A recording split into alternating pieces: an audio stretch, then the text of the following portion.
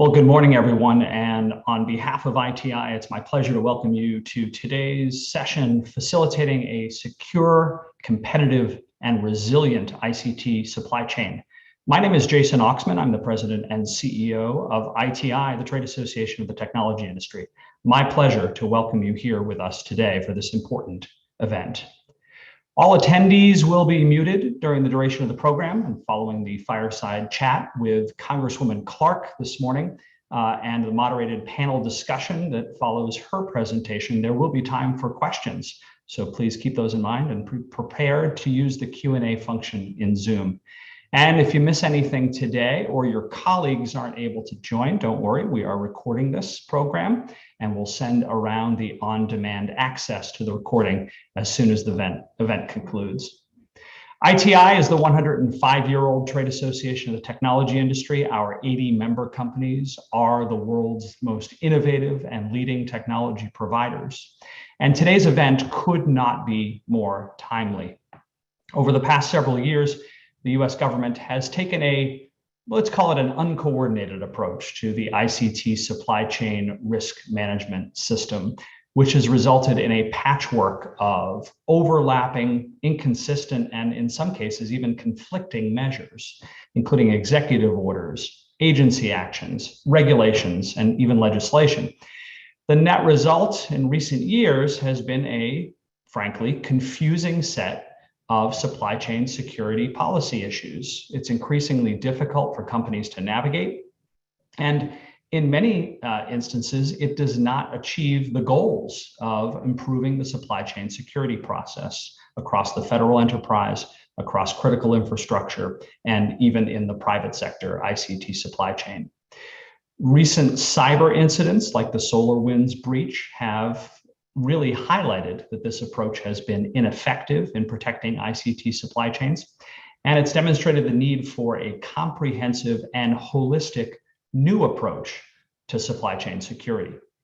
ITI member companies service the global market via very complex and very diverse supply chain in which technology is developed, made, and assembled in multiple countries. So, of course, ITI members acutely understand the importance of securing global supply chains, and also the challenge. Of paramount importance to ITI member companies is the shared commitment of industry and government to address risks to ICT supply chains. This year, ITI published a broad set of supply chain security principles, as well as a white paper on securing the federal ICT supply chain.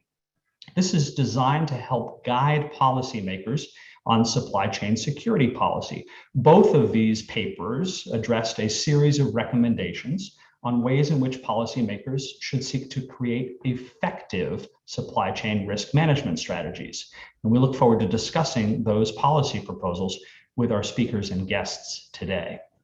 The SolarWinds breach and the Colonial Pipeline attack have clearly contributed to an increased awareness of and a desire to address security issues in the supply chain. The pandemic has also illustrated the importance of fostering resilient supply chains. And we've seen a host of recent actions from the Biden-Harris administration aimed at doing both of these things, including the executive order on improving the nation's cybersecurity and the recent executive order on America's supply chains.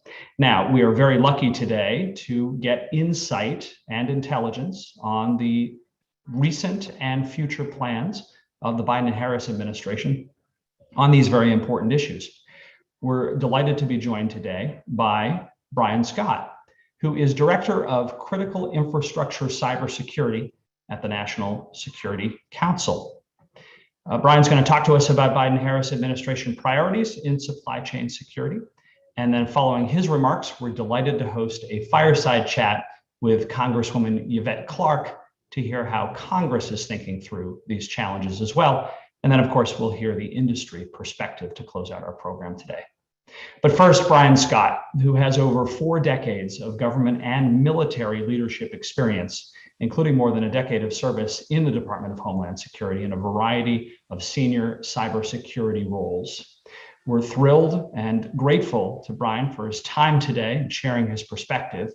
And without any further ado, and with our thanks to all of you for being with us here at ITI's program today, Brian, I'll turn the virtual program over to you.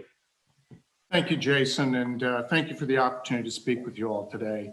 I appreciate your opening comments. I think you gave a good overview of some of the complexities that we face in dealing over the many years here on addressing the challenges with supply chain risk. Your topic today, facilitating a secure and competitive and resilient ICT supply chain, is both timely and important. And it is a top priority for the Biden-Harris administration. The events of the past several months really make very, very clear the need for action to ensure the security and resilience of the ICT supply chain. As we have all seen, the threat we face is fast moving and it's becoming more sophisticated. Public and private entities are increasingly under constant, sophisticated, malicious, and often unseen probing and attacks from adversaries and criminals. The recent supply chain attack on SolarWinds, the attacks on the Microsoft Exchange and PulseConnect secure products, as well as the ransomware attack on Colonial Pipelines, really must serve as a call to action for us all. A number of you on this call, through the IT Sector Coordinating Council and the DHS-led ICTS Supply Chain Risk Management Task Force, have made important and significant contributions in addressing the ICT supply chain risk issues, and your continued efforts and support are really essential. I want to briefly speak with you today on two key actions taken by the administration to address the threat landscape we are facing: the Executive Order on America's Supply Chain and the Executive Order on Improving the Nation's Cybersecurity. Let's start with the supply chain. In February, the President signed Executive Order 14017, the Executive Order on America's Supply Chains. And this executive order really directed a whole of government approach in assessing the vulnerabilities in and strengthening the resilience of our critical supply chains. Going back to Jason's point, there's been a lot of patchwork approaches to this. This executive order specifically intended to look holistically across critical supply chains, and I think it's done a very good job of that. In February, later than that, the United States really needs a diverse and secure supply chain to ensure our economic and national security. The EO for the supply chains directed two major things. The first was it directed 4 100-day reviews of supply chains for critical products. Those critical products are semiconductors, electric vehicle batteries, pharmaceuticals, and key minerals and materials. It also concurrently directed 6 sector-specific reviews to be completed within 1 year. Those are focused on defense, health and biological preparedness, transportation, energy, food production, and lastly, and most of interest to you all, information and communications technology. Last week, the administration announced the findings from the 100-day reviews, as well as immediate actions the administration will take to strengthen America's supply chains. The actions are the first step in a whole of government approach and effort to strengthen domestic competitiveness and supply chain resilience. The key highlight of these risks and vulnerabilities identified in the 100-day reports includes something you already know. Semiconductors are essential to our national security and our national economic competitiveness and to our daily lives. Once a global leader in semiconductor production with robust public support, the United States has outsourced and offshored too much semiconductor manufacturing in recent decades. The United States has fallen from 37% of global semiconductor manufacturing to just 12% over the last 20 years. The administration recognizes the need to build resilient and competitive semiconductor supply chains for the long term. Our strategy must include taking defensive action to protect our technological advantages, but we must also proactively invest in domestic production and research and development. We must develop an ecosystem that includes growing our innovative small, medium, and disadvantaged businesses, along with building a pipeline of skilled workers who can benefit from well-paying semiconductor jobs. But that infrastructure cannot be created without the sustained and leadership of the federal government. The specific recommendation in the report is to rebuild the industrial base for critical infrastructures, and that includes providing dedicated funding and for semiconductor manufacturing and research and development. The administration recommends that Congress support a significant investment in advanced domestic manufacturing of critical semiconductors and promote semiconductor research and development. Through strategic engagement with industry, the Department of Commerce has supported nearly $75 billion in direct investment for the private sector in domestic semiconductor manufacturing and research and development. Finally, we must engage with our partners and allies to promote global resilience and to partner to address semiconductor shortages. Building on the success of recent engagements with Japan and the Republic of Korea, including the announcement of more than $17 billion in US semiconductor investment by leading companies in Korea, the administration will strengthen engagement with allies and partners to promote fair semiconductor chip allocations, increase production, and promote increased investment. I encourage you all to read the full report that recently came out last week, which is available on the White House website. Lastly, I want to note that the Departments of Commerce and Homeland Security are working hard on the one-year report on supply chains for critical sectors and subsectors of the ICT industrial base, including the industrial base for the development of ICT software, data, and associated services. What I'd like to do now is turn to software supply chain security and cybersecurity. On May 12th, the President signed Executive Order 14028, the Executive Order on Improving the Nation's Cybersecurity. I will note that this is an extremely long and somewhat complex executive order that covers a great deal of expanse addressing cybersecurity issues. However, the EO is consistent and in line with the administration's cyber strategy. Build back better to modernize defenses, return to the international stage on cyber issues with allies and partners, and be better postured to lead and compete globally. Our underlying thinking as we developed this EO was the need to shift our thinking from response to prevention. We have come to accept that we will accept constant response as a mode of doing business. We really need to step back and look at and challenge that idea. Right now, the cost of insecure technology is borne at the end. It's borne by the end user, by incident response and cleanup. It's not just monetary cost. It's the loss of privacy. It's the loss of personally identifiable information. It's the emotional impact on our citizens and the potential loss of trust in the digital economy. It's an increased threat to our critical infrastructure, and it's lost data and information essential to the national security of our country. So it'll cost us more if we don't do anything. What we really need to do is to look at building insecurity from the very start, from the entire life cycle and the ecosystem of the products we're developing.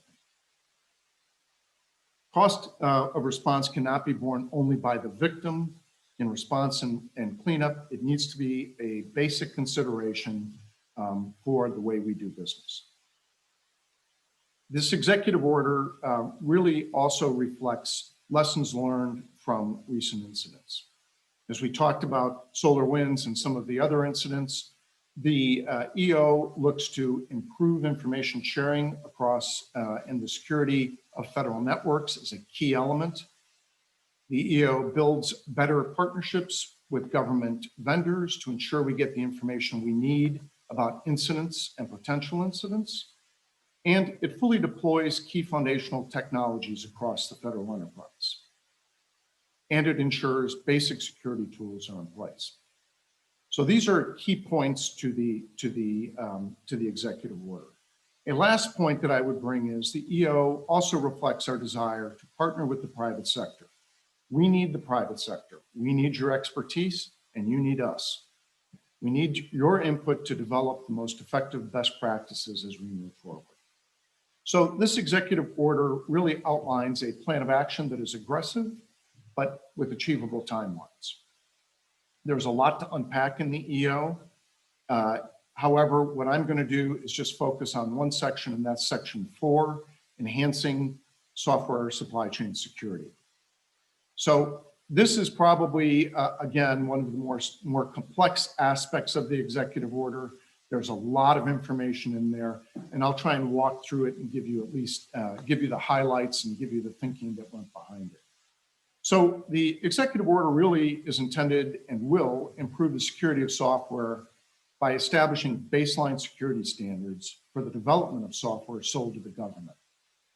This includes requiring developers to maintain greater visibility into their software and making security data publicly available.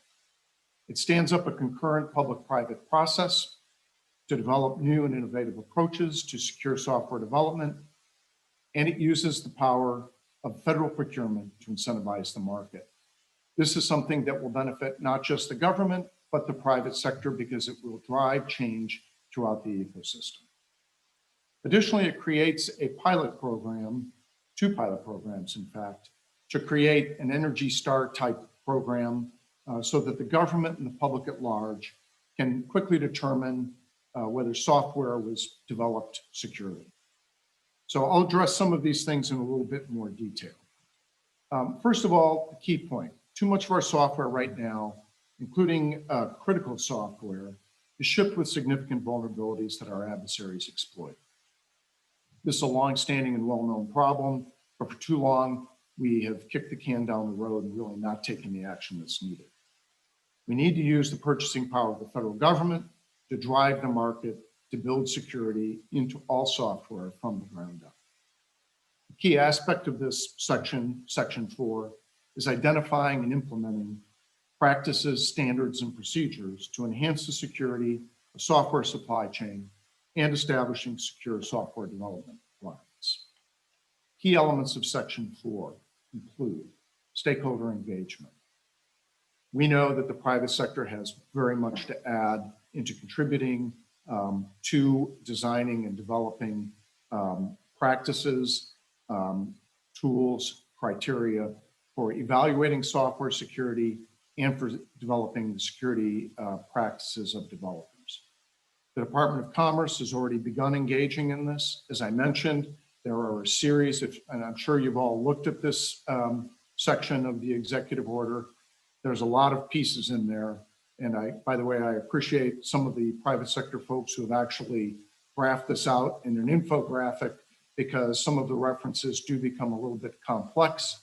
But we have really tried to lay out in a methodical way an approach to get public input and to, again, develop in an appropriate way tools, standards, and identify tools, standards, and criteria to really drive enhanced software security and software development security. So stakeholder engagement, again, a key aspect of that. We've already started it, and NIST is doing a good job with that. I encourage you to participate in the workshops they've been holding. I think we're moving forward in a good pace on that engagement. The other item that we have that's in the executive order is something we talk about as critical software.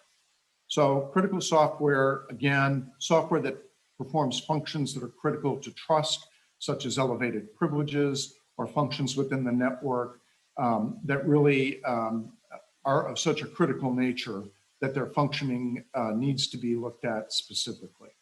NIST is to define what critical software actually is, and then between NIST and CISA provide use and configuration guidance to federal agencies. This is critically important as the federal government is an extremely large enterprise, having unity of effort and synchronization on applying those practices and configuration issues throughout the federal government is one of those items that we've identified as a gap that needs to be addressed, and this executive order will drive that. Another key item in Section 4 is Software Bill of Materials, or SBOMs. This action builds on longstanding collaborative efforts that many of you have participated in. The time has come to move forward with SBOM. NTIA in the very near future will provide essential elements, and the use of SBOMs will be required in the future as the EO is implemented, later this year, early next year, and as we move forward. A lot of great work has been done on SBOM. It's, NTIA, Dr. Alan Friedman and others have done a great job with this and engaging the private sector. It's time now to move forward and codify those issues and apply SBOM to the way we do business. The next item that's really important within that Section 4 is really outlining secure software development lifecycle. By November, based on stakeholder consultation, NIST will issue preliminary guidance and guidelines on enhancing software supply chain security. Again, stakeholder engagement is ongoing. We have a good body of evidence to build from, a good body of information to build from. It's now time to, again, get that holistically, put it together and move forward. By February, NIST will provide more specific guidance, identifying practices, standards, procedures, and criteria that enhance the security of the software supply chain, as well as the development environment and the requirements for secure software development environment. And next March, OMB will take action to mandate agencies to use software conforming to NIST guidance. Again, very aggressive timelines, but in talking with a lot of stakeholders, we believe these guidelines and these actions are achievable, aggressive, but achievable. And that's where we're moving forward on. The last couple of pieces I want to talk about are the pilot programs. At the 270-day mark in February, NIST is to establish 2 pilot programs, one on Internet of Things and one on software labeling. Again, these are issues that have been out there that we've talked about. It's time to move forward with laying out a process by which we can, again, recognize entities that are doing well, for example, in the Internet of Things, that are taking basic cyber hygiene seriously or using basic practices to improve the cybersecurity of Internet of Things and allow the consumers to be able to see that. At home, I have a washing machine that keeps talking to my internet. What is the, I just use this as an example. The password, the default password, how do I even change that? I don't know how to change it, so I've disconnected it from the internet. But there are so many things when you look at your network at home, I have about 10 devices that try to connect to the internet. We need to go ahead and we need to know that those devices are secure, and a process by which we can identify that is one of the goals for this pilot. These actions and coupled with other legislative actions, legislative and executive actions, really exemplify both the severity of the risk to our nation, our critical infrastructure, and our ICT supply chain. And it really exemplifies the need to take action now. There's been a great deal of good work that has been done over the years. These 2 specific issues, these 2 specific executive actions on America's supply chain and on improving the nation's cybersecurity are 2 key initiatives and efforts that the administration is taking to move things forward and dramatically drive improvements across our supply chains and our ecosystem. So I just want to again highlight, I think these actions outline the government's commitment to take action and appropriately partner with the private sector in addressing these critical issues. So in closing, I'd like to thank you for the opportunity to talk to you today. And I'd also like to thank you for all you're doing to secure the ICT supply chain and for your contributions to national security. So again, thank you all, and I hope you have a wonderful morning You've got a great agenda laid out. So again, best wishes for a great day. Thank you.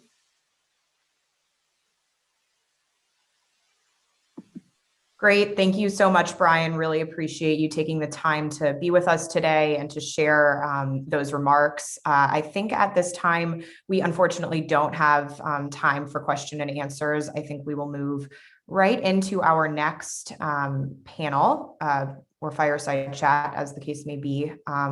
So with that, I am going to turn it over to Gordon Bitko, Senior Vice President of Policy with ITI, and Representative Clark. So I will turn it over to you, Gordon. Thanks, Courtney. I think we're actually waiting for Representative Clark to get signed on as we speak. Right. What we hear from her office is that she's about to be on momentarily. So if everybody wants to take a 30-second break and stretch their legs, hopefully we'll be back with the Congresswoman imminently now. Okay, perfect. And in the meantime, this I think would normally be when we would bring Leopold in to perform some heavy metal music for us to fill the time, but I think he's not on the panel today. So if everybody could just stand by and be a little bit patient, we appreciate it. Thank you.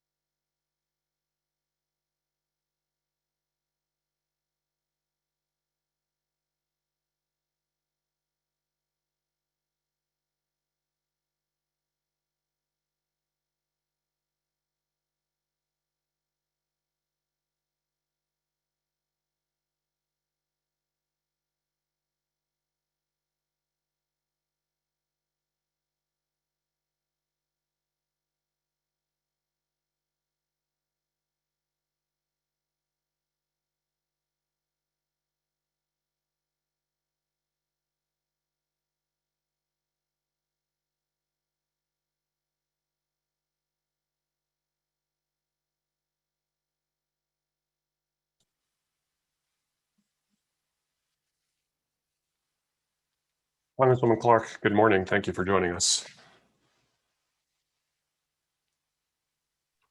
Good morning. Good morning. It's great to be with you. We just finished hearing from Brian Scott from the National Security Council, who was giving us an excellent overview of the administration's thinking about cybersecurity and supply chain security and the executive order in particular. And so now it's going to be a great opportunity to hear from you to get your perspective as well. So before we jump in, it's really a privilege for me to be able to introduce Congresswoman Clark and to have this conversation with her. As I'm sure many of you know, she's in her 8th term in Congress and she hails from the great borough of Brooklyn, New York. And we're certainly excited to have her on in her role representing New York, but also as the chairwoman of the House Homeland Security Subcommittee on Cybersecurity. And she also, as I'm sure many of you know, serves on the House Energy and Commerce Communication and Technology Subcommittee. But I think more importantly, Representative Clark has been involved in issues that are of importance to the technology industry for a long time. So I'm just going to take a minute to highlight some of her leadership because her full bio would take up the entirety of our time here this morning. She's been actively engaged in issues of digital equity for quite a while and believes in the importance of smart technology to making communities sustainable and resilient, and works hard to ensure that communities of color are not left behind with those technologies. You can see her commitment to those issues through work such as the Multicultural Media Caucus and the Smart Cities Caucus. So with that, Congresswoman, thank you again very much for joining us and our guests here today at ITI. Good morning, and thank you, Gordon. It's a pleasure to be with you, and let me thank ITI for inviting me to share some thoughts with you today, and a very warm welcome and pleasant good morning to everyone. I'm very excited to be here today to discuss our shared goal of improving the nation's cybersecurity posture generally, and supply chain security and resilience more specifically. And I'm doubly excited to do so with a fellow New Yorker, Gordon Biko. This past year has been eye-opening for policymakers in terms of supply chain security, as the COVID-19 pandemic forced governments and businesses to shift operations online, increase the telework population, and expose the truly international nature of our supply lines. It exponentially expanded the surface area for cyber attacks. But from this crisis, there's opportunity for growth.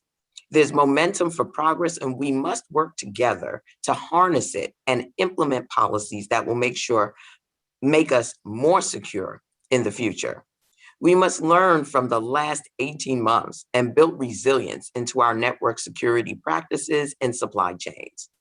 The supply chain attack against SolarWinds Orion platform last year elevated the need for a coordinated federal strategy around supply chain risk management and the need to look more critically at the federal government's software supply chain vulnerabilities. The most recent ransomware attacks against Colonial Pipeline and JBS Foods served as an important reminder that we must be vigilant in staying up to date on basic cybersecurity practices like changing passwords and multi-factor authentication. The fact that these companies held so much market power that a cyber attack to each had devastating impacts to their respective market illustrates to me that the consequences for cyber insecurity now blurs dangerously with the security of their physical assets. So we may need to update some of our federal framework to better contemplate the physical and supply chain consequences of cyber attacks. Together, these high-profile cyber attacks make clear that we need more effective information sharing between government and private sector to prevent these attacks from happening in the first place, and to detect and mitigate against them early when the adversary is successful. These cyber attacks also underscore the fundamentals and basics of cybersecurity are as important as ever, and mastering the fundamentals of cybersecurity is everyone's responsibility. I'm grateful for President Biden's leadership in this issue.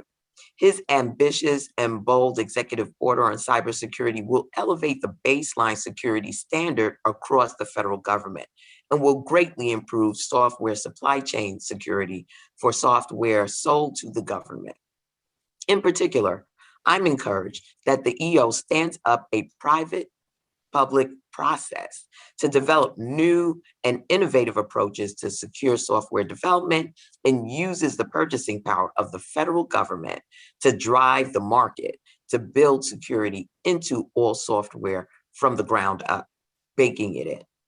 But the government can't secure supply chains alone. The federal government's actions must be rooted in robust partnerships in its private sector partners.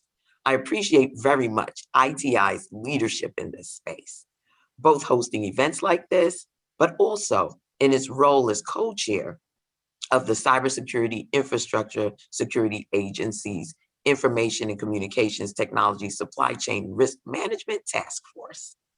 It's partnerships like these that will help bring valuable industry perspectives to the federal government's cybersecurity and supply chain policies. With that, I'd like to thank you again for inviting me today and look forward to our conversation. Great. Congresswoman, thank you very much for those remarks. I think that they resonate very strongly with a lot of the comments that Brian provided as well from the administration standpoint. So it's great to see that Congress and the executive branch are aligned on this really important issue and see the importance of working together. I'd like to start with a question that builds on what you were already talking about in your opening remarks. Obviously, between SolarWinds, Colonial Pipeline, JBS, it seems like every day we turn around and there's yet another incident. What do you think are the biggest lessons that policymakers are learning from those events? And I think an important piece of that our members are particularly interested in is what are we learning about information sharing and how good a job the government and industry are doing in that regard? I think the biggest lesson that the collective we can take from the past several months is that we need to embrace a bias for strategic action. We need to work together and we need to work fast. First and foremost, we have to master the basics. We once thought of multi-factor authentication as endpoint detection and monitoring, and good logging practices as going the extra mile for security. But now they're the starting point. I applaud the Biden administration's recent executive order for raising the security baseline for federal networks by requiring multi-factor authentication in its systems. This basic cybersecurity fundamental might have limited the spread of Russian attackers engaged in related espionage campaigns. And the executive order also makes important progress in setting baseline standards for the type of network, log data that must be collected and how long it must be retained, and the deployment of endpoint detection capabilities.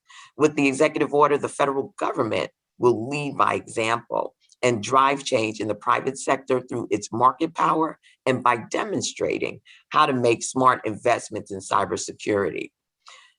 The ransomware attack on Colonial Pipeline demonstrated that the private sector, especially owners and operators of critical infrastructure, are targets for cyber criminals. And we've known this for some time. I mean, particularly at the local and state level, our private sector is being hit, bombarded, and extorted for quite some time. But now we're seeing it at a national scale where everyone understands the imperative of taking care of our infrastructure.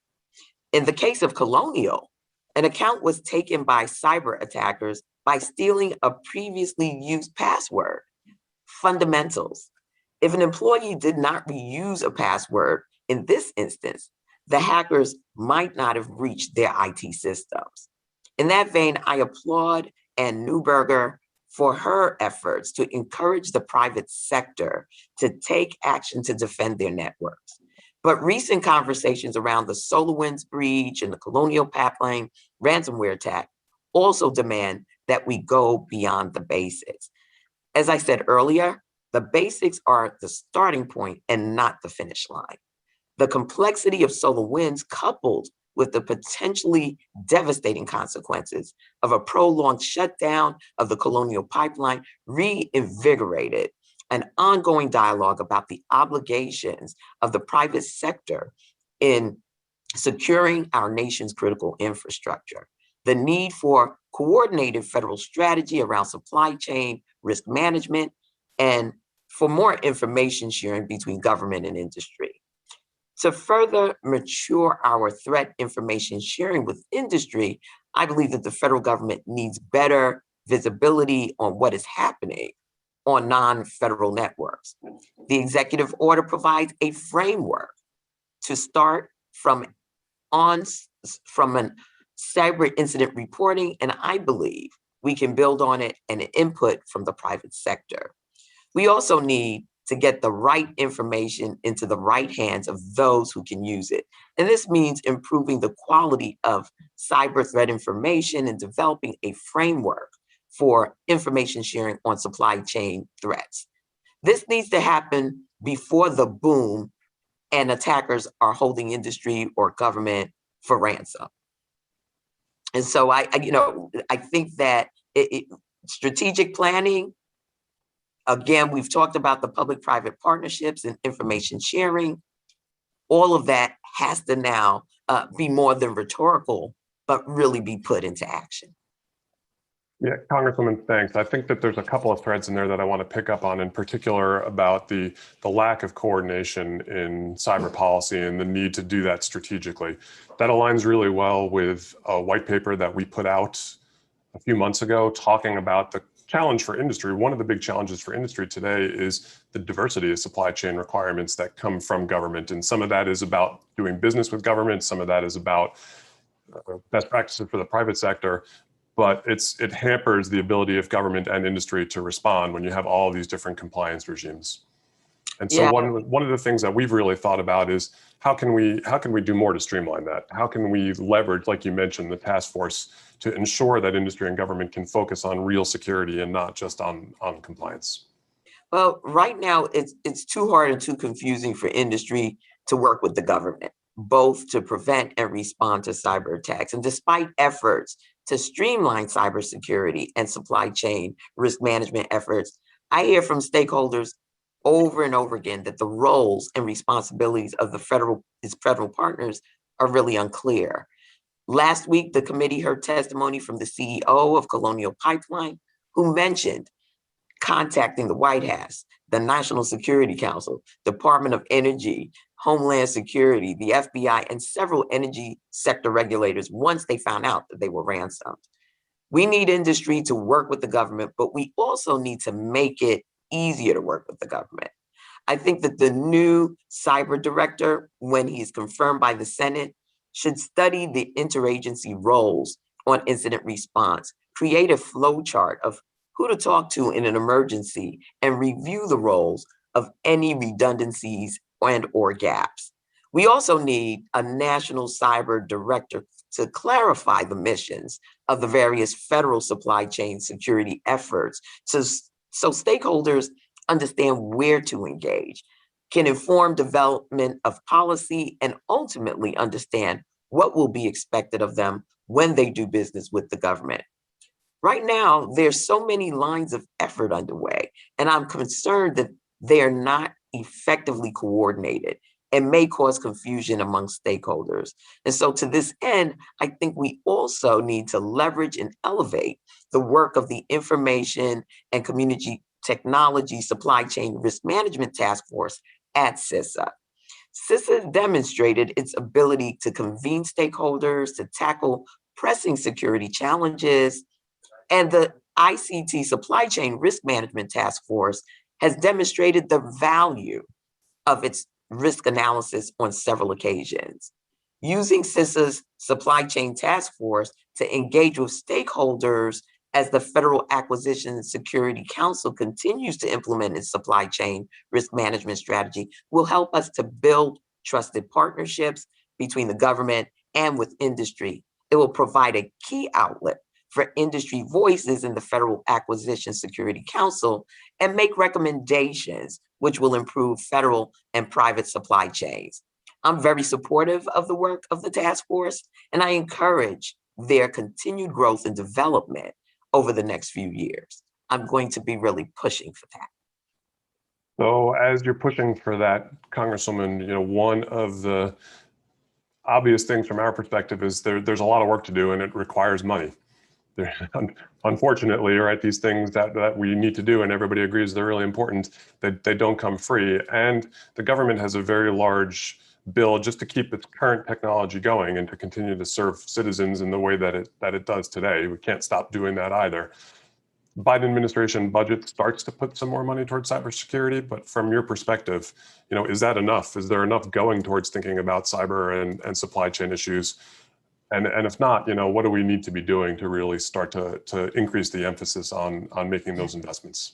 I couldn't agree with you more, Gordon, that the need to make sure that we're adequately resourced for this endeavor, which is almost universal across our United States and around the world, is critical at this stage. And this is a moment, I believe, to reimagine and rebuild a new American economy, to strengthen and prioritize supply chain security. The American people get it. They just went through this pandemic. They recognize everything that's going on. The veil has been lifted. There's no ignorance in this space. And we need to make a once in a generation investment to create jobs, rebuild our critical infrastructure, and compete globally in key industries. This is where the American Jobs Plan would be an ideal pathway forward. The American Jobs Plan includes key provisions to strengthen the U.S. supply chain security, and I look forward to sending this bill to the president to help build back better. Earlier this year, the president sought about $9 billion in funding for the Technology Modernization Fund in his American Rescue Plan. And he proposed eliminating the agency payback requirement to incentivize agencies to take on more ambitious projects. Robust funding for the Technology Modernization Fund would have helped federal agencies replace obsolete technology from their networks, saving costs and improving its security in the long run. Although Congress provided only $1 billion in the American Rescue Plan, I'm hopeful that we will be able to provide additional funding soon. When it comes to security and modernization, we cannot be penny wise and pound foolish. We also need to increase funding for CISA as it carries out a wide array of responsibilities, rising from its mission to secure the nation's cybersecurity and critical infrastructure assets. To date, the Biden administration has secured an additional $650 million for CISA through the American Rescue Plan and requested an increase of $110 million for CISA in FY 2022. That said, I think CISA will likely need a significantly larger increase this fiscal year to address all operational needs as CISA's mission scope continues to grow, expand, and as CISA implements the mandates of the recent cybersecurity executive order. But with great responsibility and operational needs, we also need to invest in a cyber workforce capable of supporting CISA's critical missions. The best cyber tools in the world aren't worth anything if we don't have a workforce capable of analyzing and acting on it. The key to our success will be workforce, workforce, workforce. Part of the challenge with workforce is the lack of imagination and a need for relationships to develop new pathways into building, training, and growing the cyber workforce. We also need to explore opportunities for reskilling the workforce we already have. And I think another part of this solution is investing in research and development, STEM programs, cybersecurity education in K through 12 and in higher education institutions, specifically in HBCUs and minority serving institutions where cyber workforce deficiencies are most prevalent. We need to recruit and retain diverse and talented individuals specializing in cyber, because a diverse workforce leads to a more secure homeland. Together, the American Rescue Plan, more investments in CISA, the American Jobs Plan are three critical investments we need to make in the wake of these recent incidents. And I'm prepared to lead the charge on that. And it's bipartisan. I've got support on the other side of the aisle to do this together. That's really, I think, great to hear, Congresswoman. As we've talked before, the importance of a workforce can't be understated. It's got to be an issue that's addressed collectively with the willpower of industry and government together. I think that's the only answer. And that really gets to the follow-on question that I wanted to ask, which is, we've talked about the task force, but then when you get to things like workforce, what do you think industry should be doing to address these challenges?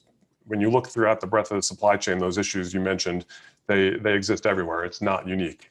And so what are the things that you think industry should be doing to help lead as well? Well, I think we need American companies to take the lead. need to invest and promote innovative technology success solutions and work hand in glove with a number of our higher ed institutions so that we are sort of baking an ethos into not only those who would go into the industry, but quite frankly, all Americans for future generations to come. I believe that our companies need to be doing a lot more in promoting. We spend a lot of money in terms of promoting our goods and services. There is a way, I believe, that the mission can integrate the demand that we engage the American people in an all front process, so that folks are now centered in understanding the real-time implications of being vigilant in the virtual world. And we've not really crossed that Rubicon yet. I think it's becoming more and more apparent to most Americans, but at the same time, we still need companies that are trusted, tried, and true to be promoters of this ethos. Great. I certainly couldn't agree more. And I think I speak for all of our member companies who are on the call as well and agreeing in the importance of being committed to those shared goals. Just a purely administrative note, I've got one or two more questions, Congresswoman, for you, but I see one or two people have put comments or questions into the Q&A. So if the Congresswoman's time permits at the end, I'll turn to those. And so I would encourage folks who do want to try to put some in there, please go ahead and do so. And as I said, I'll try to turn to those at the end if the Congresswoman's time permits. I do want to though make sure, Congresswoman, that we touch on one other topic, which I know is near and dear to you, and that's the importance of state and local issues. It's something that you touched on already a little bit. I know that you've been involved in and sponsored investments in grants for state and locals for cybersecurity. Do you have any thoughts about where that legislation stands, whether we're going to be able to get some money out to state and local, where the need is larger than at the federal level, to be honest?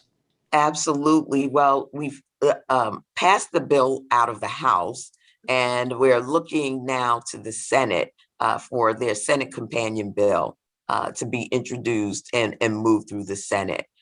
There's no doubt that the crisis on the state and local level is an urgent call to us to action.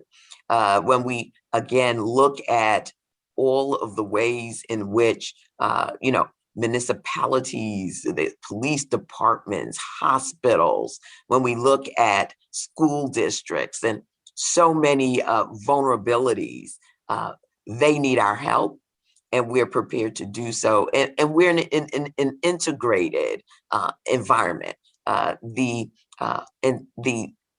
atmosphere that is all cyber includes any vulnerability that is the weakest link in the chain.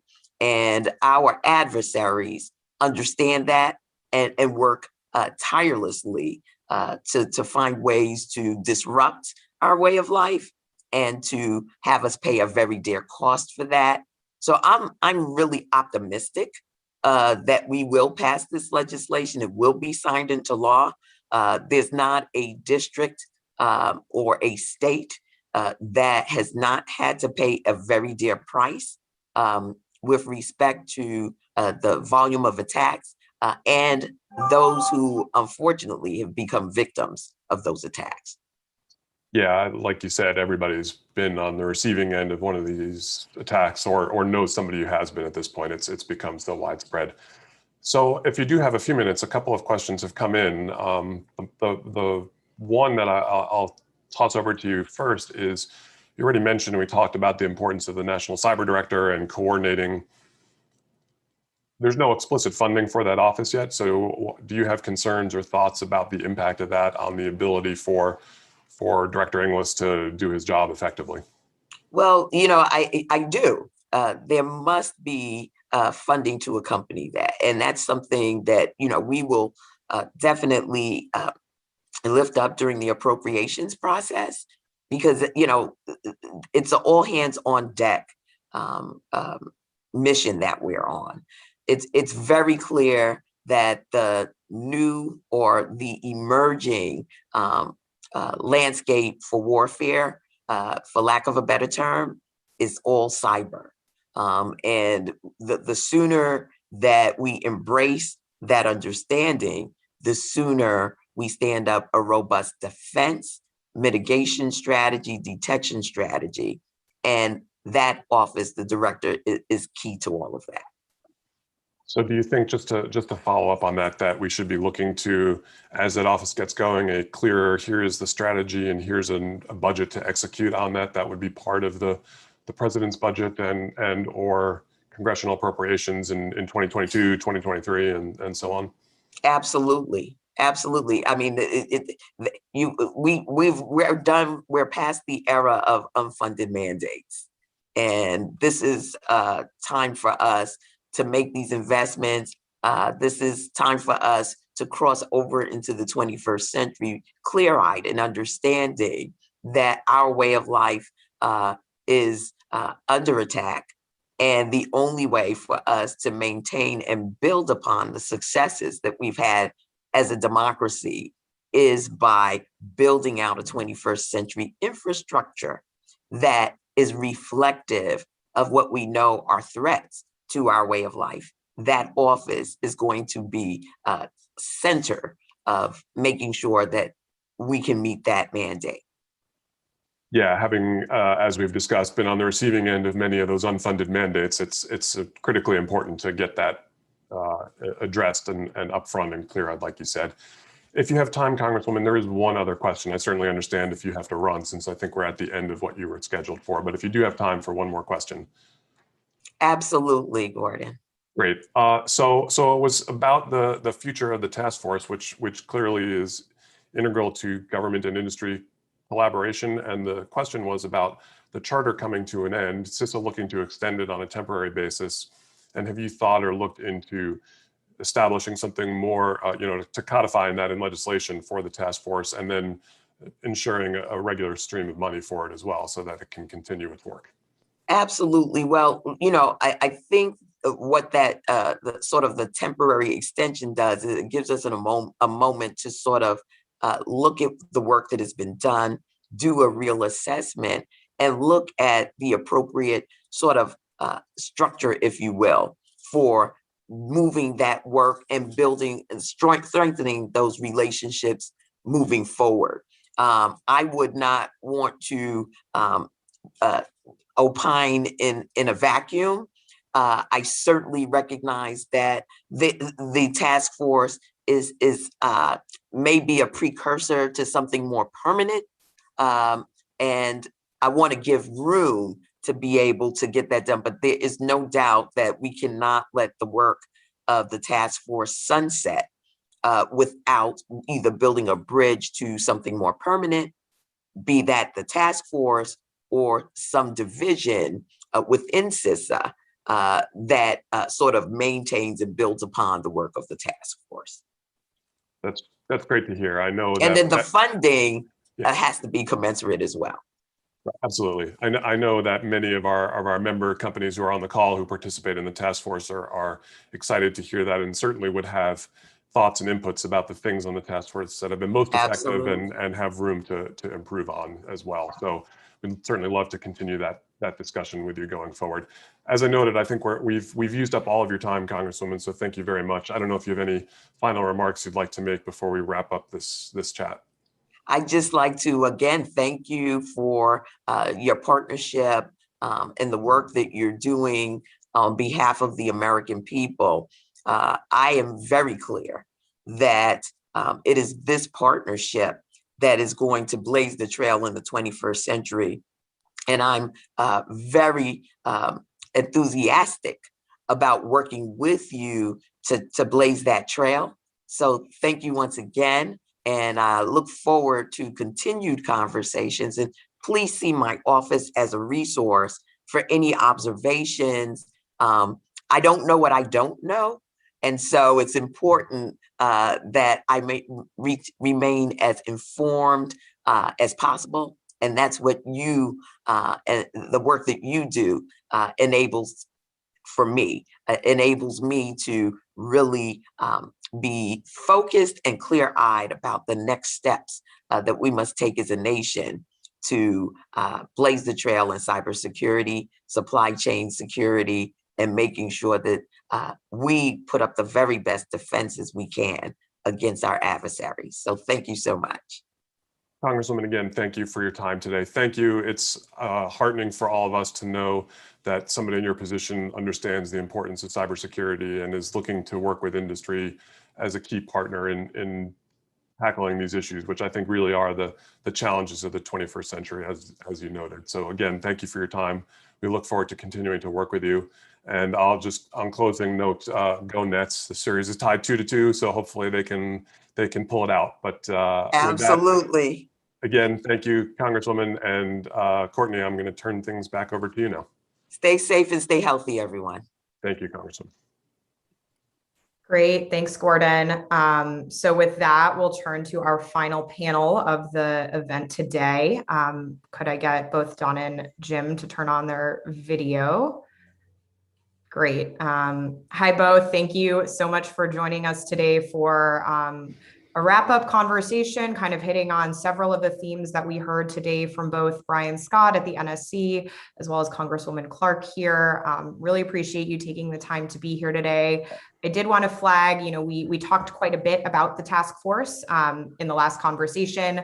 We have John Miller, who is the co-chair of the ICT Supply Chain Risk Management Task Force, on the line. He's not an official panelist, but in case he does have anything he'd like to share towards the end of the panel, I just wanted to flag that he's present with us anyway.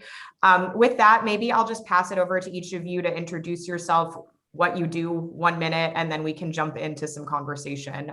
Jim, why don't we start with you? Okay, thanks, Courtney. It's a pleasure to be with you. I'm Jim Richburg. Some in this audience no doubt know me from our work together in the interagency during my 30 plus years in the federal government. I was the National Intelligence Manager for Cyber for the Director of National Intelligence. I was one of the architects of the Comprehensive National Cybersecurity Initiative, which had a whole of government supply chain effort. This is not our first rodeo in this as a country.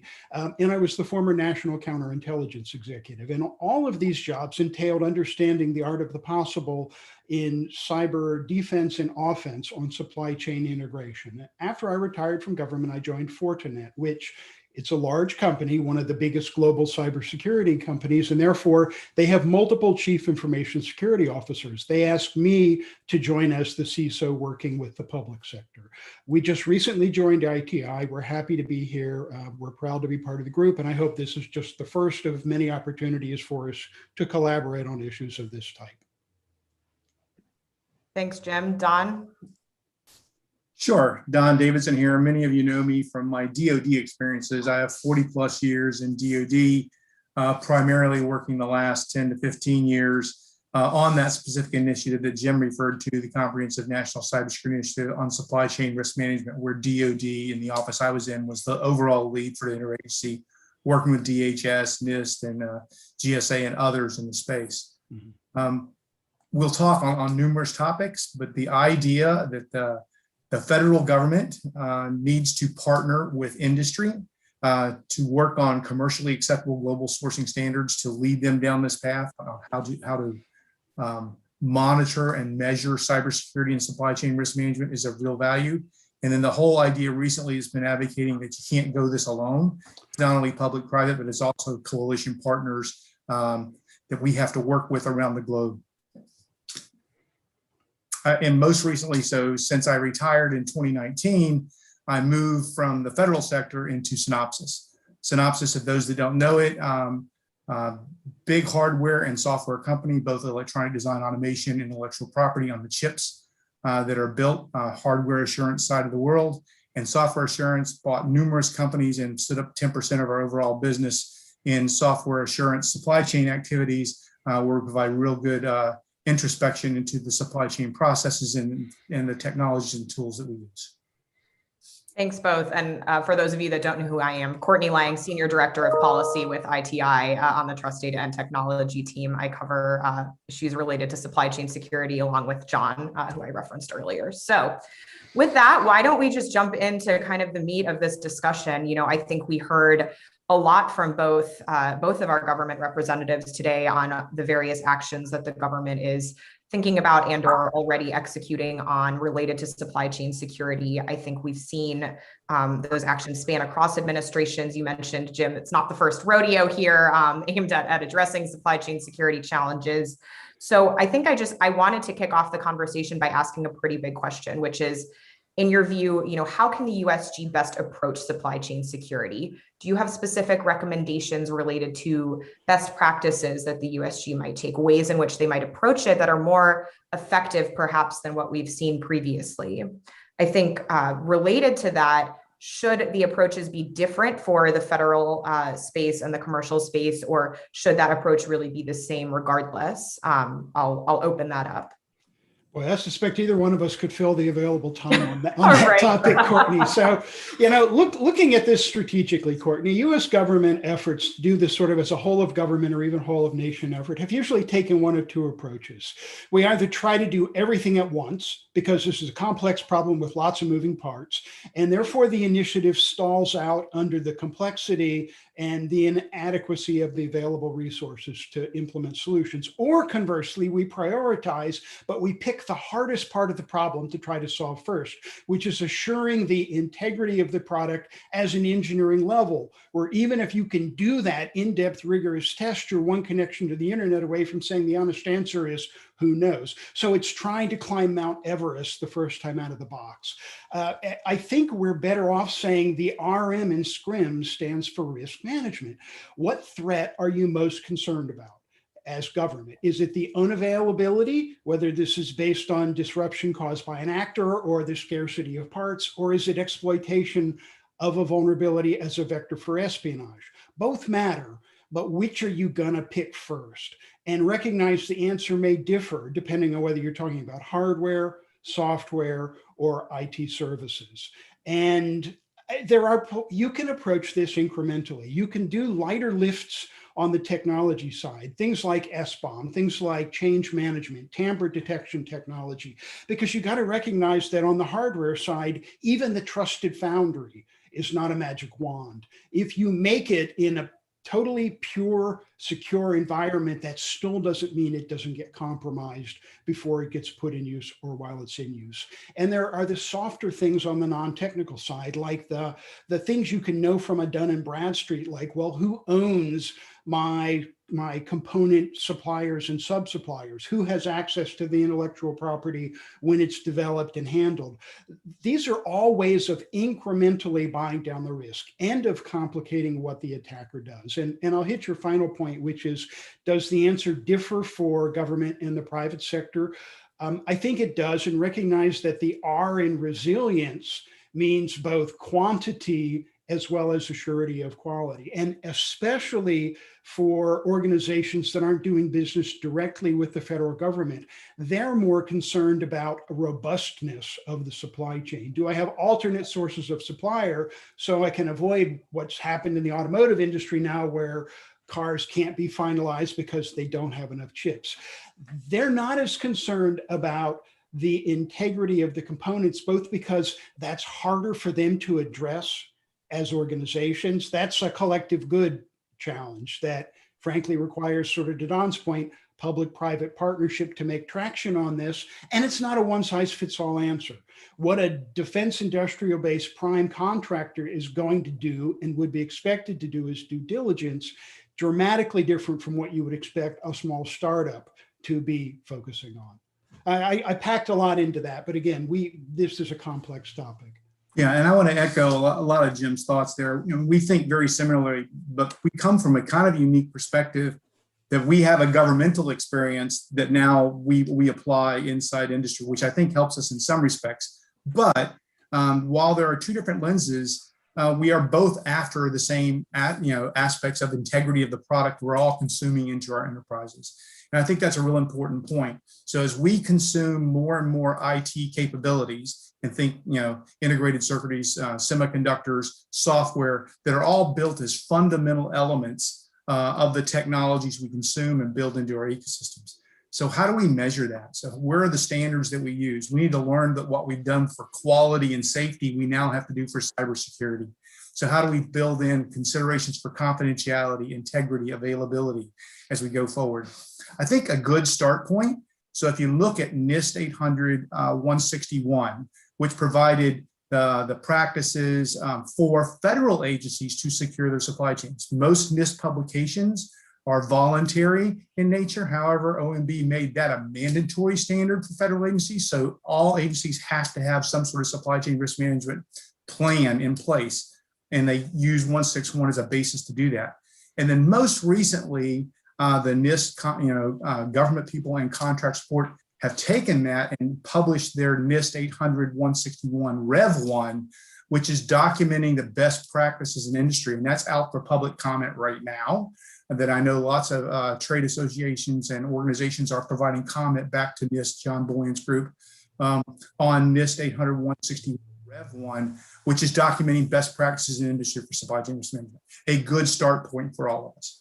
Yeah, I think part of the challenge, Don, is not only NIST is good guidance that industry voluntarily complies with, but I can't tell you how many times in government we had definitional problems about the supply chain. There were people who said supply chain goes from the design of something through its manufacture, and coming from the intelligence business, and I go au contraire. You have to look at the life cycle as going through service and retirement of something. It is when you have people who don't even understand the breadth of the problem, that really complicates your ability to address it.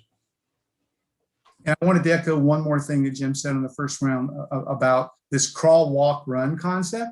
So you can't do it all up front. I do like the EO's approach to the 100-day study, the year study, that makes sense. But I would say that it's not just those 6 sectors that are called out for the 1-year study.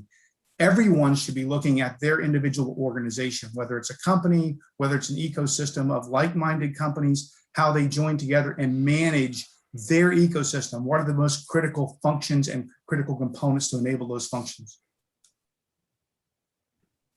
Great, thank you both. I definitely think we could have had an entire panel focused solely on that question, but wanted to shift gears a little bit. I think this came up a little bit in both of your remarks as well. It's something that we had put forward in both the supply chain security principles that we published, as well as the federal ICT supply chain white paper, both of which Jason mentioned at the outset. And it's this concept of a trusted supplier. I think that's something that has gained traction more so recently, particularly as folks are starting to think about how that might factor in. And so I wondered, Don, maybe starting with you, would you be able to talk a little bit more about this concept of a trusted supplier? What does that mean? What criteria goes into kind of determining or thinking about a trusted supplier, and how should that factor into supply chain security policymaking? So I think it's a good concept. So just like we've seen some blacklisting of companies and products, we need to have a more robust effort of whitelisting products, and processes. So how do we document the practices we like? There are measures, if you would, that we could put in standards, that we could put on contracts and measure people's performance against those. And that's good to know in advance, because companies then can know what the standard they're building against, what the processes need to measure up to. But it's morphed some. It used to be that a trusted supplier was a snapshot in time. You would document some processes and you would get, a clear pass for 5 years or wherever the time frame is. We're now approaching a world of zero trust or quantifiable assurance, where we should be able to do a better job of collecting information and what's the ongoing processes and performance data of the products we're consuming, and how do you make that advise the systems engineering process. So that we've used that most recently in zero trust and quantifiable assurance concepts. I'm currently working with a team of other industry partners that are trying to document what is quantifiable assurance and how do you go after that process. And that should be published pretty soon under NDIA. Thanks, Don. Jim, anything to add on that one? Yeah, so Fortinet wasn't part of ITI when the paper and the principles were put out, which in one sense allows me to be a good independent validator because I've got no pride of authorship in this, and I have a foot in both camps. I was the senior intel guy bringing the threat picture forward, and now I have seen firsthand the impact of fear, uncertainty, and doubt as a chilling factor in the way the private sector is coming about it. A lot of it comes down to it is a bilateral flow of information. You need to do things to, for me, a lot of this is the government has carrots and sticks. And from my experience, start with your carrot, incentivize people before you start to thinking about creating liabilities and punishing them. So incentivize them to partner with this and also create the incentive for government to tell them what they're seeing. On the trusted supplier issue per se, I absolutely agree with Don that the whitelisting is a good idea. One of the challenges, though, if it takes 18 to 24 months to get something certified, then by definition, government is shooting at least one generation behind the curve in terms of technology. I liked the thought that on the trusted supplier issue, we've already talked about NIST 800-161, let vendors self-certify their compliance. Try not to go the CMMC route of having this cottage industry of people who are going to do the testing, but put government in the trust but verify position of saying, but I reserve the right to audit you. And in some cases, I may even find that industry's got better capabilities than we did. So I also think the fact that it identifies in the trusted supplier relationship the importance of subcontractors is important because they're a key part of the ecosystem.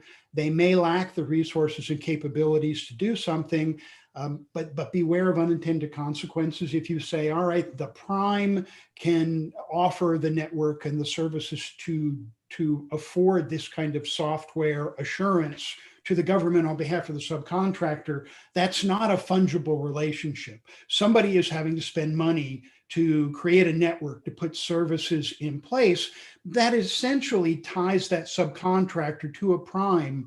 You watch out you don't create corporate serfs simply by saying, I've now created an ecosystem of corporate relationships that I didn't intend to do simply by saying I want to increase supply chain security. So it's a good idea, but again, the devil's in the details on how you implement.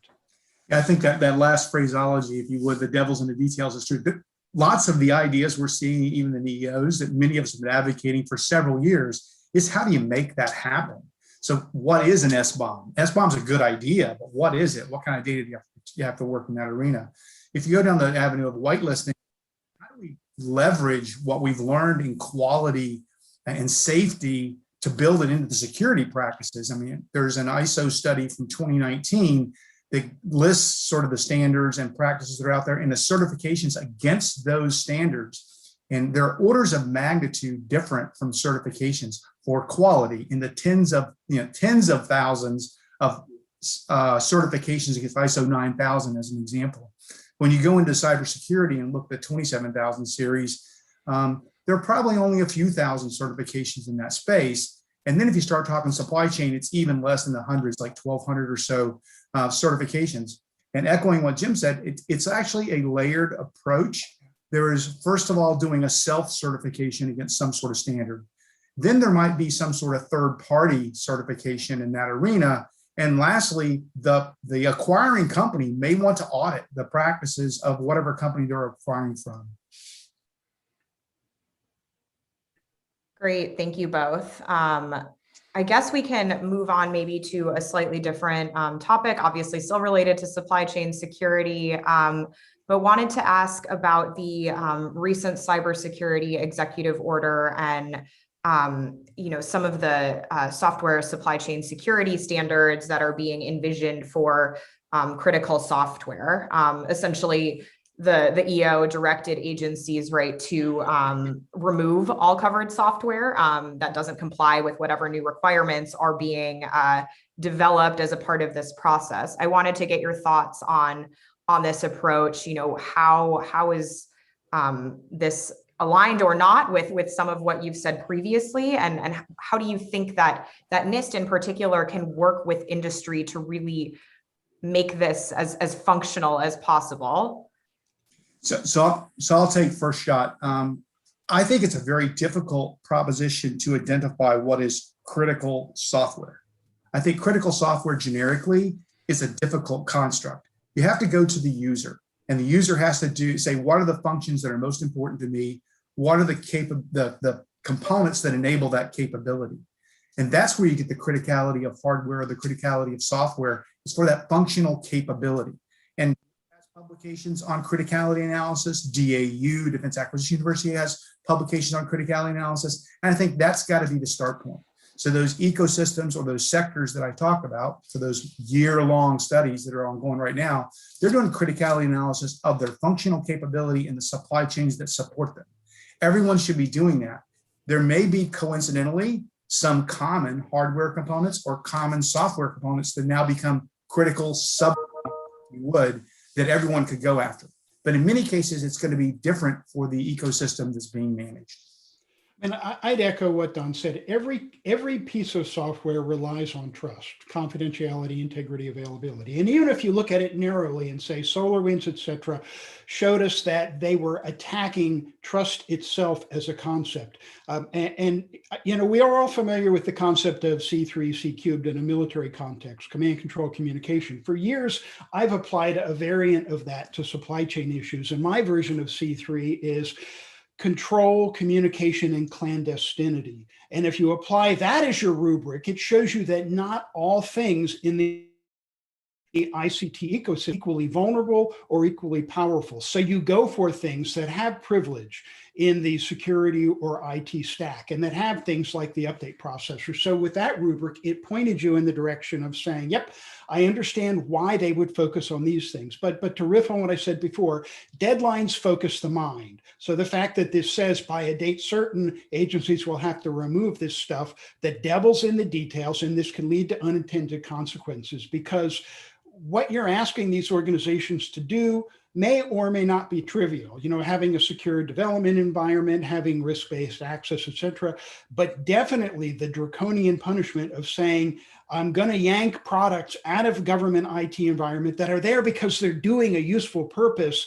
I'm going to cause pain. Oh, and there's a cost to this in terms of dollars too, for the risk of something that, putting my Intel officer hat on and my black hat, because I spent a lot of time on offense, they are creative. They will find other ways to accomplish the same thing, even if you manage to focus on that low bar and cause that kind of disruption within agencies. It's a good idea, but be really careful about how you implement it. I'm back to carrots and sticks. Create the incentives for organizations that are providing that critical software. Scope the definition narrowly to Don's comment, because everything's critical.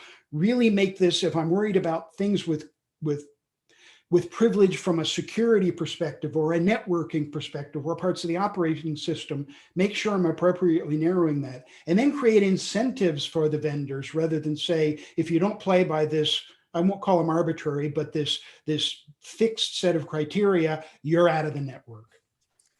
And for those that, supply chain risk management has become a hot button for the last few years, and it's been in the news. But we've known about it for a long time from both offensive and defensive capabilities. I tend to use a model of people, process, and technology. How do you measure success in all of those?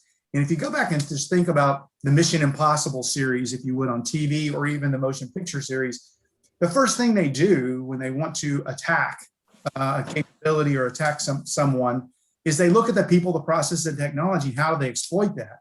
And so they either put, some sort of fake counterfeit capability there inside the process and exploit that, or they get in a uniform of a guard and they go in and skip through the processes with a fake badge or whatever else. But they exploit the supply chain, the processes, if you would, of that ecosystem to gain access. And that is what we're looking to prevent when we do, cyber supply chain risk management. Thanks both. So I think with that, I would like to open it up to questions from audience members. If you do have a question, feel free to put it into the Q&A box. If not, I have additional questions that I can also pose to you guys. Certainly, as we referenced earlier, this is a pretty robust topic space. So perhaps I see one for John Miller in particular, noting that he is on the line related to the task force. John, Sarah has asked what the CISA task force focus will be, should the charter be renewed, and how will the task force change under the new leadership at CISA? Hi, Courtney and everyone. It doesn't seem like my video is working, but I can chime in on that really quickly. Yeah. So, well, hold on. I'm being asked to start. There you go. Hi, everyone. Nice to swoop in here at the end. Yeah. So a couple of things. I mean, I think that the task force, first of all, does have some ongoing projects that might likely continue, assuming a charter renewal. We have a couple of ongoing working group products, one focused on product use acceleration and one on small and medium-sized businesses. I think in both of those areas, there's clearly more that can be done to continue to promote the uptake of task force products, in areas such as those that we've been talking about, such as demonstrating trustworthiness, that we would likely continue. Another area where we're currently working with CISA as well as the Commerce Department on is implementing the year-long ICT assessment and report pursuant to the America's Supply Chain Executive Order. And then what we'll do is assuming an extension is we'll do what we have in the past. We will process-wise ask the various members of the task force from the comms, IT, and government participants on what their priorities are. I mean, as we all know, there's plenty to work on in this space. We will develop proposed topic lists and run a process to settle on what the priority topics are that we can make the most progress on as a public-private partnership over the next couple of years. And then regarding the leadership, I think it's somewhat premature to answer the question, given that, as far as I know, I don't think Jenna Easterly has been confirmed yet as CISA director. We have, every expectation of continuing support from CISA leadership for the task force. And once she is confirmed, we certainly, the CISA, the task force leadership, I should say, looks forward to chatting and confirming that with her. So hopefully that answered your question, Sarah. Thanks. Thanks, John. I haven't seen anyone else ask a question. So, oh, hold on. Yes, I did. I think you guys can also see this question from Dennis, who is asking about creating incentives as being preferable to a certification regime a la CMMC. If you could share more about specific incentives that you might have in mind that would be disruptive enough to stimulate the needed changes while also productive enough to deliver value. So two easy ones to start with are liability protection, that if you are doing due diligence as defined in a fashion that's got to be flexible depending on the topic, then you've done the right thing. So at least you're not negligent. And the other one is on information sharing, to say if you are going to sign up to this regime, the government will undertake to give you information about threats that it sees in the wild. And that's the two-way street, because government is chronically challenged by the fact that we see a lot of threat activity in foreign space, but we lack the context to be able to say, oh, this matters to this section and this sector, this kind of application. Because, and I'm not even talking about specific vulnerabilities, but we in government on the intelligence collection side aren't experts in how networks are architected in business. And so we literally don't know what we don't know, to use the Congresswoman's metaphor, about what matters to people. So they have to say, this is a systemically important product in this area, in which case the intel people can go, gotcha. So if I see something there that is operationalizing a threat that can undermine supply chain integrity, I'll undertake to get that to the people who are producing it. So I would echo that. That's spot on. But I would say that there's actually an issue of cost scheduling. As we consume more and more COTS, commercial off-the-shelf products, both hardware and software, are we trading off performance characteristics for fast and cheap? And I think we do. So how do you build that back in? So we have a golden opportunity right now under all the tech IT, modernization activities that are ongoing. It's not just about the CIO fielding more IT. It's about the CISO having a voice to field secure IT. So you actually could build a filter in that you can only get access to X percentage of your modernization funds until you document that you're building cybersecurity into the IT products you're fielding. And I think that's one where making sure that government CIOs are aware of where industry trends are going, because I'm sure you see the same thing, Don. There's an increasing trend of convergence in the private sector where IT and security are often now the same product does both things. So it's no longer the trade-off of, do I want fast, cheap, and efficient, or do I want secure? You can have both, but you have to consciously know that as you start down that procurement road, that there are now alternatives that allow you to have your cake and eat it too. All right. Oh, Don, were you going to jump in again? I was just going to say, John, do you want to jump in from a task force perspective? Because I think that there's a role there as well. I mean, they've talked carrots and sticks. They've talked that whole process. How do you enable this incentivization?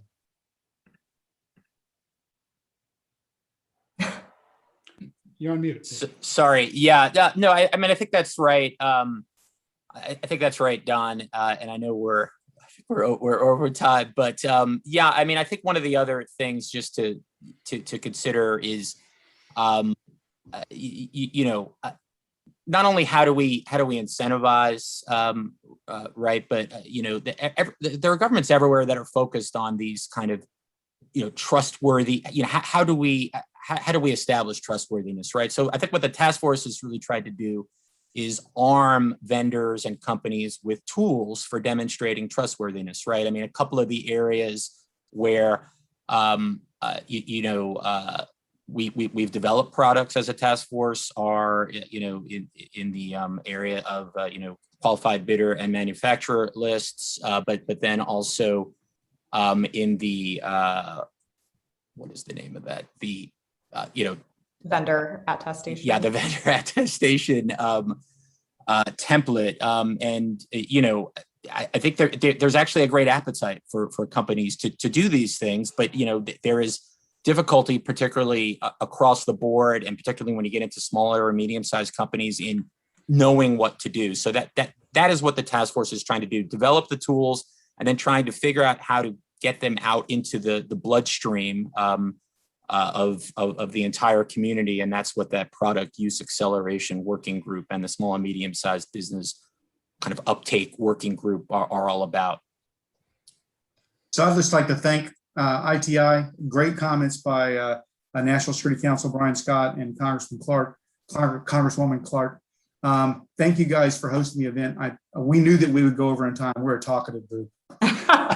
No, appreciate it. I feel like we could probably go, 40 minutes longer if we had the option. So just thank you both for joining us today. And thank you to everyone on the call who has stuck around a few extra minutes to hear us out on what we're talking about with regard to some of these important issues. So with that, I'll thank both of our panelists again for joining us. Certainly appreciate all of the government participants that joined us today, and we'll look forward to continuing to engage with the government on these important supply chain security issues. So with that, I will close this session as well as the program entirely, and thank everyone again for coming today. Have a good one.